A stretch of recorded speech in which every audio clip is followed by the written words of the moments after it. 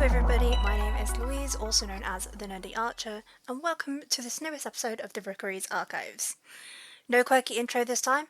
I'm in love with this episode's topic, and I feel so passionately about it. We're just gonna go straight right in.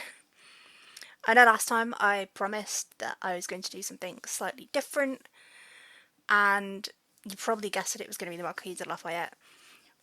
But he shall be introduced another time. This time. I hinted this back in my 1 year anniversary episode. I've talked about it a couple of times with people on Discord, but very recently, a friend from university began playing through the franchise for the first time, and at the time I wrote this script, they were at Black Flag, but at the moment, they've done all the main games, then are going through Chronicles, which tells you how long this script has been finished and waiting for me to record it. Whoops. If you follow me on Twitter, then you've perhaps seen some of their live blog of the Ezio trilogy, and a couple of hints from the Initiate duology of Syndicate and Unity.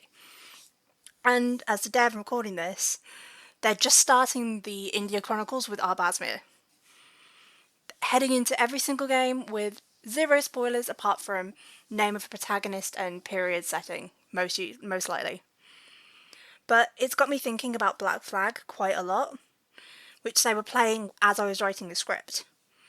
And in turn, I went back and replayed most of it. Beware everyone, the world's worst pirate is back on the high seas.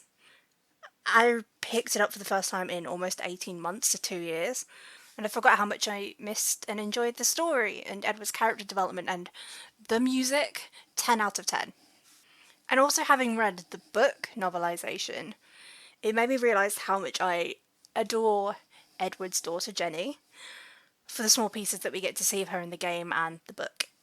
The origin of this episode originated from an unreleased concept I had for a piece that was meant for International Women's Day back in March, where it was going to highlight some of the women in the AC franchise and the gaps in just general information about them, even if they're main characters, and just how simple it would be to fill in the blanks of information like this. And there's something about the tragedy of the Kenways which I think I want to change, even just a little bit. What could have been different if fate had been kinder, if Edward had been a bit less trusting of Reginald Birch and realised what he was up to before that fateful evening in December 1735. And I traced it back, and back again, and the one piece I believe would change some of the calamity, whether or not Jennifer Scott ended up being trained as an assassin. Now in canon, Edward never trained her, but he did begin half-sibling Mr. Haytham Kenway's training, which I'm sure pleased her to no end. It's a move that feels just completely out of character for a man who spent however many years fighting alongside Mary Read, a new Anne Bonny for years, and grew up around strong women in a combat setting. If anything, he's buying Jenny knives as a birthday present. It just makes no sense to me why his character would suddenly do a complete 180 before that point. So that is what we're going to be discussing today. What if Jennifer Scott was an assassin? So a quick recap. Who was Jennifer? Born in 1713 to the daughter of Edward Kenway and Caroline Scott, she's introduced in literally the final few minutes of Black Flag and its epilogue, and essentially never mentioned directly beyond that point in any of the main games. Even AC3, which follows her brother, not a single mention. A lot of the info about Jenny, in reality, pretty much all of it, comes from the Forsaken and Black Flag novels, with a little of her later life in Unity's. Forsaken begins the retelling of AC3 and a bit of Haytham's earlier life as part of his diary. I think it's also worth keeping in mind, with the whole novel being based around Haytham's diary, that not everyone has the same perception and the same perspective of their siblings as the rest of the world would. Haytham dealing with a more resentful or even aloof Jenny doesn't mean that it was her entire characterization or that she was like that with other people. One thing that I do keep seeing coming forward with Jenny's characterization is the typical Kenway boldness and self-confidence that she got from her dad, which we love. If we also take how easily Jenny saw through Elise de Lasser's ruse in the Unity novel as a testament of her character, then it's clear that she is astute and observant and as smart as a whip. which in turn makes me consider her dynamic with younger half-sibling Hatham. Jenny is definitely the more chaotic one of the two, at least in my opinion. The red only, blue only trope, but it's Jenny and Hatham. He does show shades of it. I mean, that bar fight with Zio at the beginning of AC3, hello. But it's far more prominent and far more regular with her, or I feel like it would be if we knew her more. And remember, she lived with Caroline until her death when Jenny was around 7 or 8 years old. Think about how much more influence on her attitude and behaviour she would have had compared to Edward, who she met around that a little bit later. It's the reason why she's so adamant her name is Scott and not Kenway. She is strong-willed and she knows where she stands. To be honest, she probably got that from her mum. Slight tangent here, but what material things would that hold? That's 7 years of her life that's just kind of uprooted when her mother dies. What sort of material things would she have? We only know about Caroline's rather gruesome death from smallpox in the novel, but what about her life and the impact on her daughter? Did Jenny have any fond memories of living with her mum and her grandparents, all the small trinkets that she kept? What did she think of her maternal grandparents and the grandfather who turned out to also be a Templar? Of course, she may not have known this, but she lives in an assassin household with one of the two mentors of the British Brotherhood at that period. She may have found out one way or another, and her grandfather was the reason that Caroline died, because she refused to give Caroline medical treatment. I feel like, in a way, from the way I read it, it was to spite Edward deliberately by having his wife die, which is a whole different conversation that I could have. But surely that would reflect back more on Jenny resenting her grandparents and wanting to be trained more as an assassin, and in turn, Edward wanting to train her and seeing that's no, you're right. You deserve to learn how to fight like us. Why not? Unscripted rant over, back to the script. This episode isn't just about the life and times of Jennifer Scott, though. We're going back to what I did with Lydia Fry in episode 1 and plotting out her potential storyline, lore, and even alternatives in where they could go. So, Jennifer Scott becoming an assassin. Sign me the fuck up. I've said before that I find the fact that Edward's characterization just does this completely out of the left field 180 from the moment he returns to England as something that very badly annoys me. And it's true. After everything he's done, after everything we learned in Black Flag, why is this suddenly an issue? In my honest opinion, wouldn't he be wanting to give Jenny the life he knew Caroline would want for her, to know that she could defend herself? He would do anything for her. You can just tell from that look on his face at the end scene where he meets her for the first time. If you could see it through your floods of tears at the parting glass, but that aside. And the big thing here is, what does Jenny want? Has anybody asked her? Do we know? Most of the stuff that we learn from Jenny are from other people's perspectives. We never have a game with her in the lead. We never hear anything directly. Everything is second or third hand. Jenny may have also been trained like a lady, and that is perfectly fine. You can be silk hiding steel. Aveline proved that. But she's also a woman who knows what she wants, who is vocal, who is adamant, who is strong-willed. Why aren't we hearing this? And more importantly, Edward has never been one to care about societal expectations. Like his own marriage to Caroline, given they were both different social classes, was a scandal. This man is also a pirate, shall we not forget. A pardoned pirate, but he's still a pirate. Especially after a game full of character development, image would not be his driving factor. It is happiness. And if Jennifer's happiness is wanting to be trained and wanting to be seen as an equal, why not give it to her? Right, that was a very derailed summary of Jennifer Scott, but moving on, let's go to the content. What would we put in it? Wouldn't this make a perfect opportunity to present some of the tales and information about Edward found for, the Shroud of Eden, which comes into play in Syndicate? At present, we just have a date and a story that is essentially, oh yeah, Edward found it and re-hid it, and then it was moved behind and beneath Buckingham Palace. Yeah, it's me. We're going to have a Syndicate reference in here just somewhere. But surely it makes sense, right? Rather than leaving this, like, hanging thread in the law where it's just, yeah, it happened. We don't know what happened. You have Edward's diaries, you have his writings. Given that we know it was discovered during his travels post 1722 and that he dies in 1735, it gives us a 12 or 13-year window where it could have been unveiled and brought back to England. When taking Jenny's age into account, as I doubt he would take his 9-year-old daughter into very dangerous territory, let's say it's a couple of years later. He began training Haytham around the time the boy was 6, so circa 1731. Jenny at the time was about 18, perhaps old enough to join Edward on an adventure of that calibre. The final run to obtain the shroud didn't seem as dangerous in comparison to, say, the observatory, he thinks. They'll both be fine.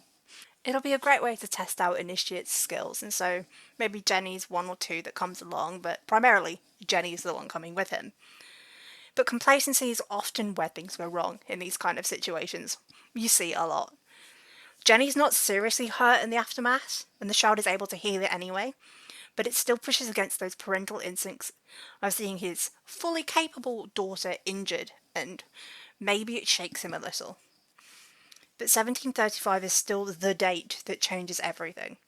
One evening where, following the death of one of the British Brotherhood's 2 mentors, came a Templar control of the city, unperturbed until the fall of Crawford Starrick 133 years later. So when you're talking about turning points, this is a goddamn turning point. You've heard, or perhaps heard rumours about what happened.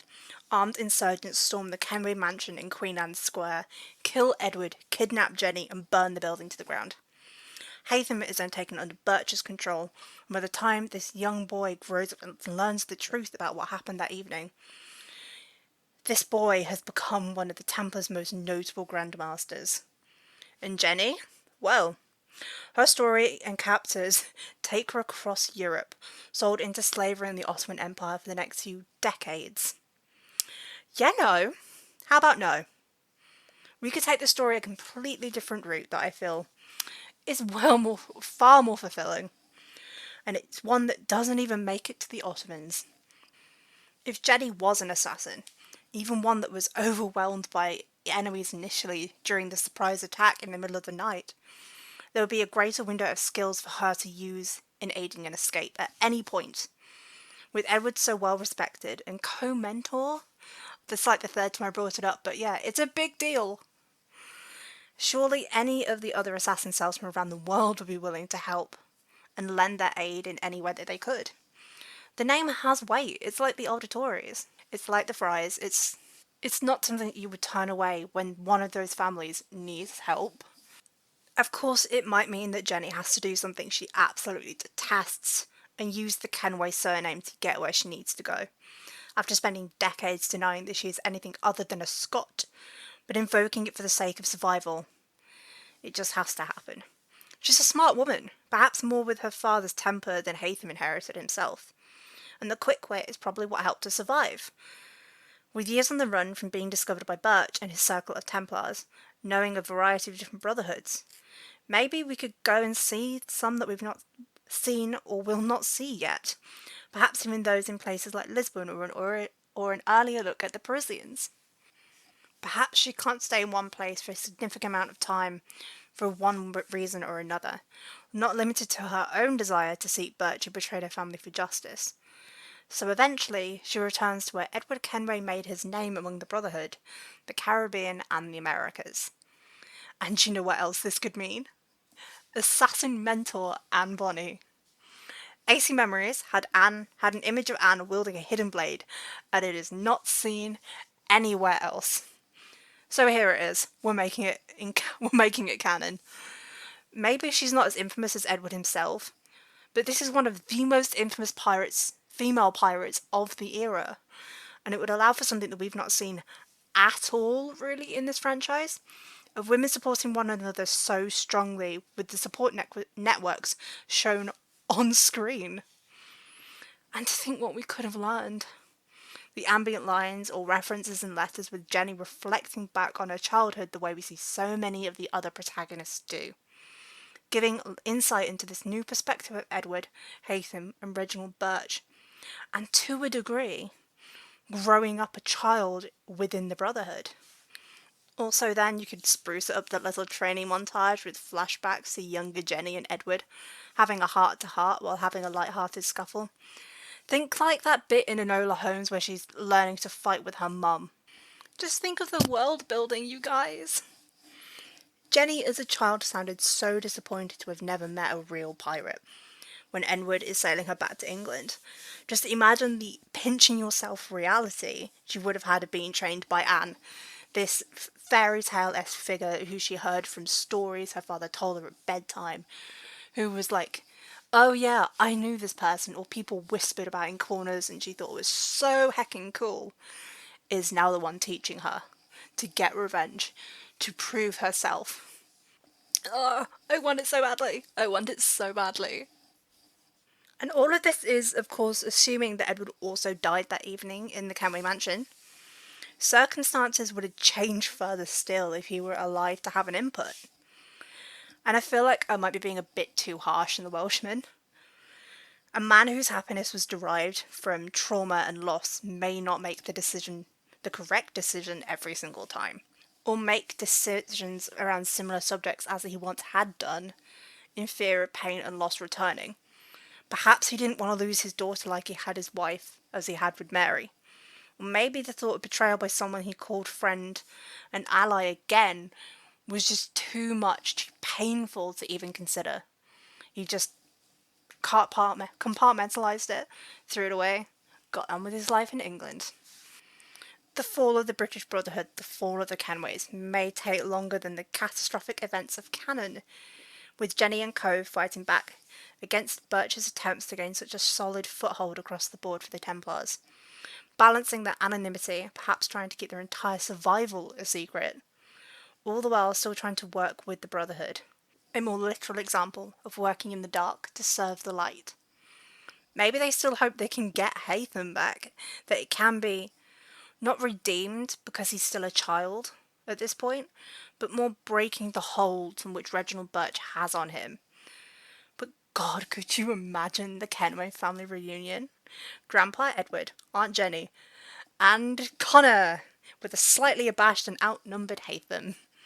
It would make a Sunday roast a bit awkward if you ask me, but hey, no family's perfect. There is one detail I am adamant in having remained the same in every adaptation. I still want Jenny to be the one to deal the killing blow to Reginald Birch. After everything, she deserves that much. In every single scenario.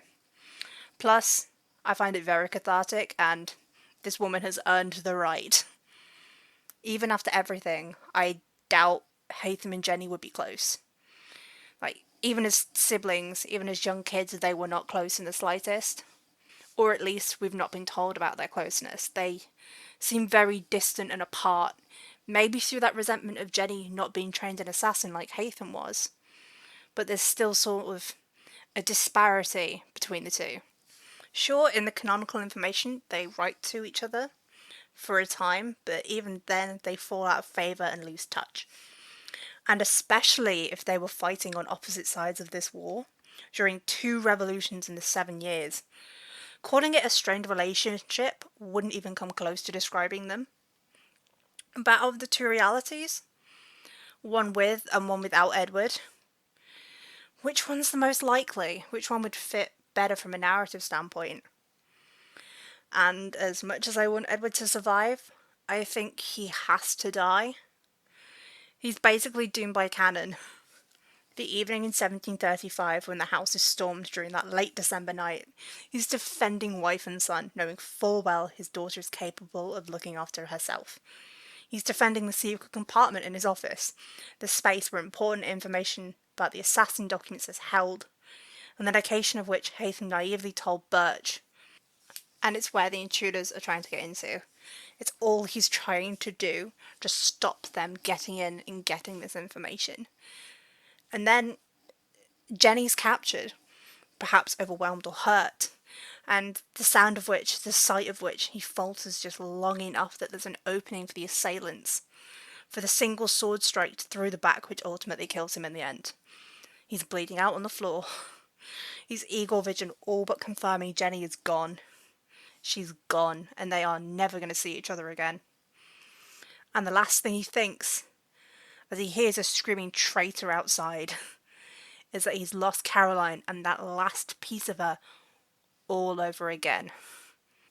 Well, that was a very long-winded way of saying that Jennifer Scott deserved better. And for someone who loves learning about canonical lore, I spent quite a lot of time in this episode going, well, that's dumb, so we're not going to do that. Let's do this instead. And I know that not everyone's story will end on a positive note. Hell knows that life isn't like that. There are so many personality contradictions between the Ed of Edward's story in game and his novel counterparts that something has to be done. Something needs to kind of either justify why he would suddenly change, or kind of reunite those two sides of him and put him back on a, like, the outside inside personality of who you are to the world versus who you are with your family. But even then, I still don't see why that would make sense with how he's treated Jenny versus Haytham. I hope this reunites those two sides of him into something more reminiscent of him post-character development. But that, I think, is all I can think of for what we could do for Jenny. At least from a very base standpoint. Like, this woman has barely anything in the lore for someone who is so paramount for motivations, and AC ladies deserve better. Are there any other ladies you would like me to cover, like in this such a sort of way? I have a couple of episodes that I've already got pre-planned and upcoming with a sort of similar theme, so keep on the lookout for those. But if you think of any others, historical games or modern day settings, transmedia, it doesn't matter. I'm open to everything. Leave a comment in the description down below or message me on Twitter. I'd love to hear your thoughts. I really, really love doing the episodes on AC ladies, particularly with games and narratives that focus so much on the men. There's no real sensible outro for the episode this time, so I will leave you with a question. Jennifer Scott bringing back the tradition of having a bird companion. Yes or yes? I've been Louise, aka the Nerdy Archer. This has been the Rookery's Archives, and I hope to see you coming flying back into the Rookery very soon. Bye bye.